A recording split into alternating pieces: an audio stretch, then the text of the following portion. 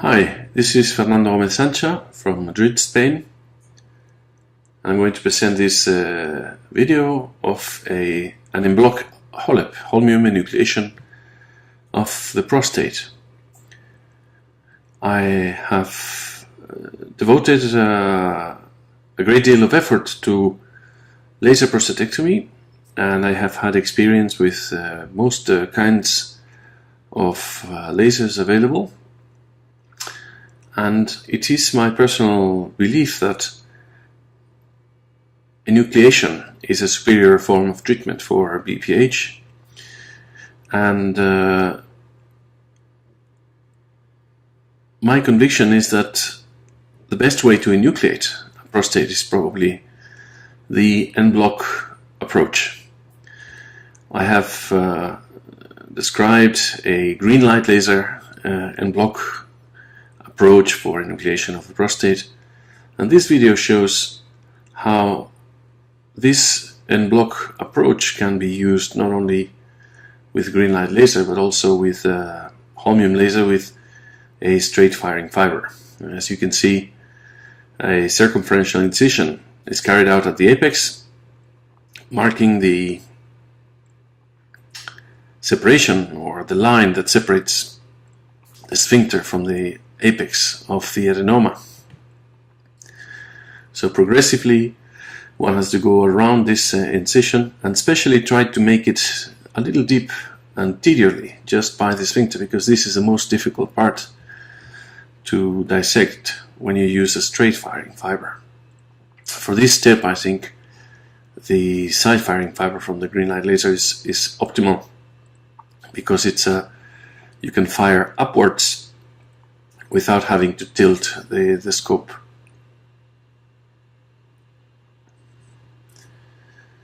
I also like very much to use a special instrument with a blunt tip that allows me to do some mechanical enucleation. You can see that I'm not using the laser now, I'm just using the tip of the scope to push a little bit, and you can see how this push defines very beautifully the plane, the exact plane of enucleation. This is a relatively small prostate, and in this case, trying to avoid using too much force for the dissection, I prefer to cut the mucosa first and then use the blunt tip to dissect a little bit more and to make sure that the anatomy is clear, and then that we are in the right anatomical plane of dissection before continuing the energy dissection. There we go. So that is a beautiful interface between the adenoma and the capsule. And another interesting point of this technique is that it allows to liberate the apex at the beginning of the operation. So as you can see, the sphincter is being retracted backwards as we progress with this dissection. That's cutting the crista erythralis on top of the verumontanum. This is also a very fibrous structure, so cutting with energy is the right way to do it, I think, in my opinion. And now the plane will be connected in the midline at 6 o'clock. There you go. So what I was saying is that the liberation of the apex from the sphincter, and there you saw another mechanical push, but what I was saying is that the liberation of the apex from the sphincter, I think, protects the sphincter when you are putting the scope inside, let's say above the adenoma or lateral to it. As long as there is any fixation of the sphincter to the tip of the adenoma, you're going to stretch the sphincter. And that is, in my opinion, the mechanism by which some patients can develop postoperative temporary stress incontinence, because the sphincter was anatomically respected, but it was badly stretched during the operation. So that's why I think liberating the sphincter as the first step of the procedure is a good idea, because once it's completely liberated from the apex, And you'll see that we will achieve that in some minutes. Then the scope can move around the adenoma circumferentially without exerting any traction on the sphincter. Okay, so that's one side. You see one comes up, trying to follow the anatomical plane for enucleation until 12 o'clock. And here there are some fibers that are difficult to cut with a straight firing fiber. That's the difficulty of using a straight firing fiber in this step. So that's why sometimes I think that we should be using maybe different fibers for different steps of the operation. It would be much more appropriate to use a side firing fiber for that part of the operation. Why not change the fiber for another one just to complete this brief step and then go back to the straight firing fiber for the rest of the procedure? We do that all the time with other operations where we use specific instruments for specific steps of the operation. And you see, one of the beautiful aspects of this technique, which has also been recognized by other surgeons, I think Kim was presenting a very nice En Bloc technique as well. He called it all-in-one with the Holmium laser.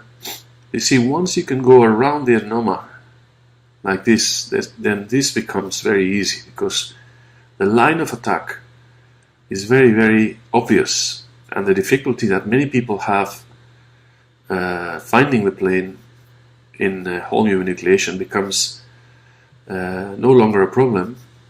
As you can see, one has to fire preferentially against the edge of the adenoma.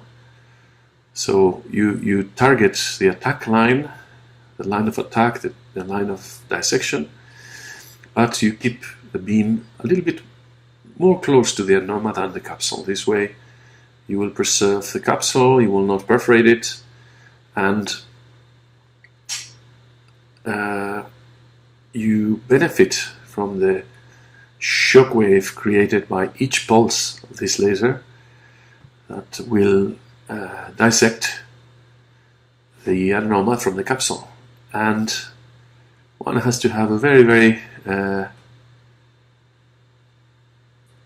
careful management of the fiber tissue distance, so you get just the necessary coagulation effect on the tissue, so as you progress you can control bleeding.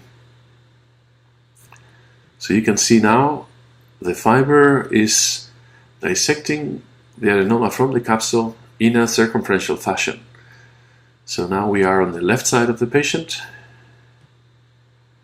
but one can follow the anterior plane as well. This is the lower part. You can circumferentially attack the prostate, trying to do an even line of attack and to progress towards the bladder neck circumferentially. This is a beautiful technique, and I think it is probably much faster than traditional techniques for enucleation, because you don't have to spend time making deep incisions before starting the enucleation. So here you spend 2 or 3 minutes performing the initial incision at the apex, and the rest of the time you are enucleating tissue. So it's very fast, it keeps the operation time short, which makes it an even more attractive procedure. In this case, this was not a very large gland, but we could perform the operation in only 20 minutes, which is very, very fast.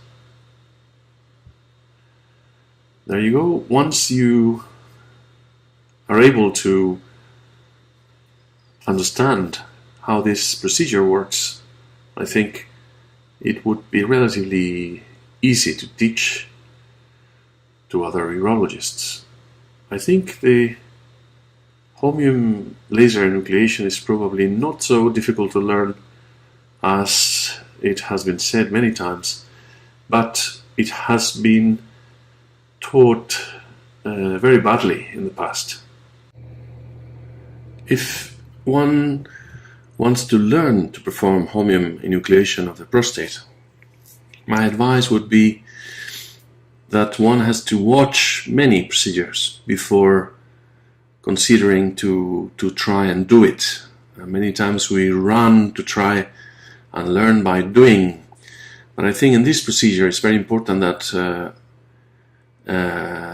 whoever wants to learn watches many procedures, 10, 20, before sitting down with the patient and start trying to execute the procedure with the help of a mentor. So I think this is the first step, and once you have seen many procedures, you understand how to use the fiber and how to tackle the intraoperative problems, then you can start with the help of a mentor. You can see in this case we are reaching the bladder neck anteriorly, so for that you have to follow the contour of the adenoma, and it's important that you understand that the prostate is spherical. So when you dissect the anterior plane, you have initially to direct your fiber, let's say, pointing anteriorly, and then as you go over the curve of this sphere, which is the adenoma, then you can tilt the fiber again down anteriorly to reach the bladder neck. So by following the plane, keeping close to the adenoma, but still in the anatomical correct plane, then you can reach the bladder neck anteriorly. And here, this is the left side coming up, and when you see that the fibers start changing, initially you see at the bladder neck level anteriorly, you have to see that the fibers start to become vertical. This is a very subtle way to recognize. Here we are under the adenoma, again trying to release the lower part as much as possible. You see, this is what we have achieved up to now, which is 12.5 minutes of surgery. We are now starting to reach the bladder neck area. This lower dissection has to be very careful because there is a potential to undermine the bladder neck. So it's more than ever important to keep close to the bladder neck, so most of the energy goes to the adenoma rather than the capsule where you could easily perforate. If a perforation happens, well, you have to be vigilant, maybe lower the height of the irrigation fluids, keep palpating the abdomen to see if there's any extravasation. We like very much to use intraoperative ultrasound, to have a transrectal ultrasound in the operating room, so you can always stop the operation and do a transrectal ultrasound to evaluate if there's any significant extravasation. Most of the times these perforations are minor and they have no consequence. Here's where I'm telling you the fibers are changing, so this is an unequivocal sign that we are entering the bladder. You see, that's vertical fibers now, and there we go. Once the mucosa is cut, one can enter in the bladder, and there you go. The bladder neck is opened anteriorly. Now it is a matter of incising the bladder neck circumferentially.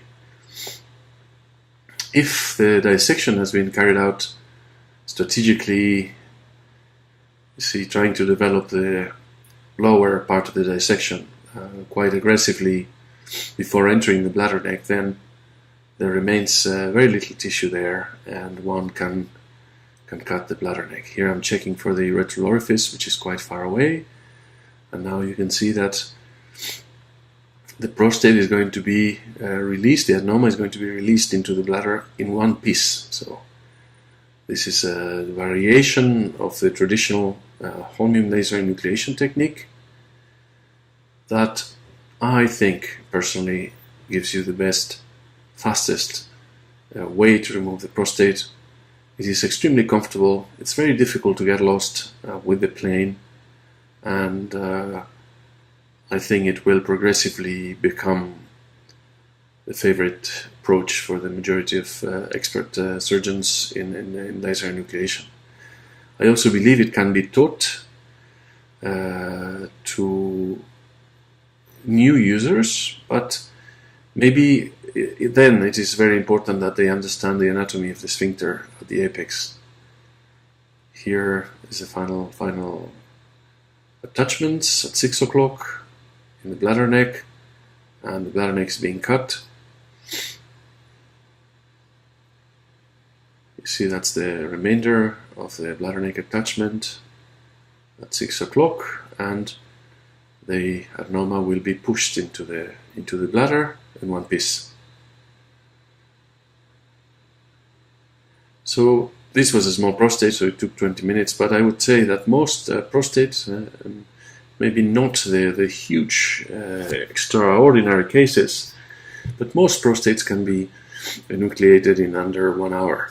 Also, with the development of the fast morcellation blades from the piranha system, we can do a very fast morcellation that takes only minutes.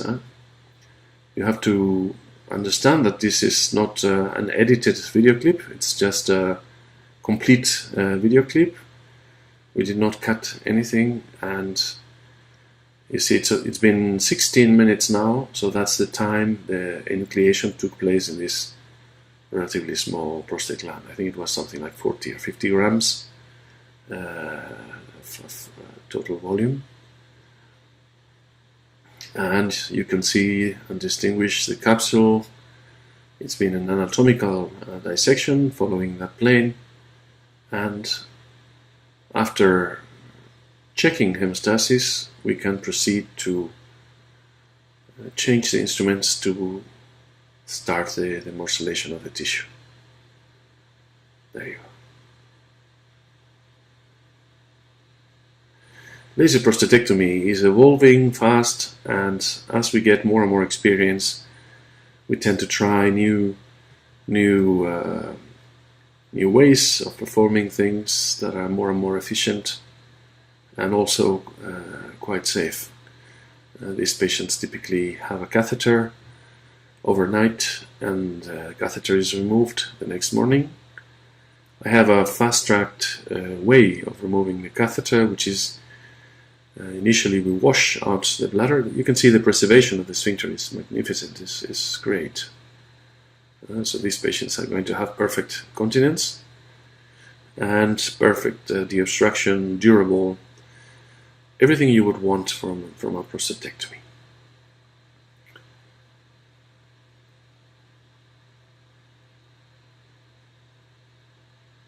There we go. So now I'm going to change the instruments. Basically, we need to introduce a very thick morcellation blade into the bladder, and that can go into the laser cystoscope. So we change the instrument for a specialized nephroscope, the morsoscope that allows us to introduce these morcellation blades.